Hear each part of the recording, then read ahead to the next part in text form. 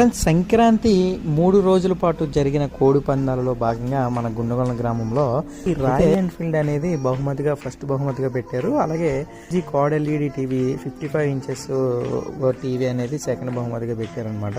అయితే ఏమైందంటే గుండుగొల వాళ్ళు 15 పందాలు కొట్టారు, ఆగడాల లంక వారు 15 పందాలు కొట్టారు. అయితే ఇద్దరికి సమానం అవడంతో ఏం చేశారంటే ఇది రాయల్ ఎన్ఫీల్డ్ లంక వాళ్ళు అయితే తీసుకున్నారనమాట. 1,20,000 రూపాయలు తిరిగి క్యాష్ ఇచ్చి తీసుకున్నారు. అయితే ఇప్పుడు గుండుగొల వారికి ఏమేమి వచ్చాయంటే సెకండ్ ప్రైజ్ ఆ quad LED TV LG TV వచ్చింది కదా, ఆ టీవీ ప్లస్ ఈ 1,20,000 టోటల్గా టీవీ కాస్ట్ వచ్చేసరికి ఏంటంటే దాదాపు 60,000 రూపాయలు అనమాట. గుండుగొల వారికి 1,80,000 రూపాయలు ముట్టినట్టు అనమాట.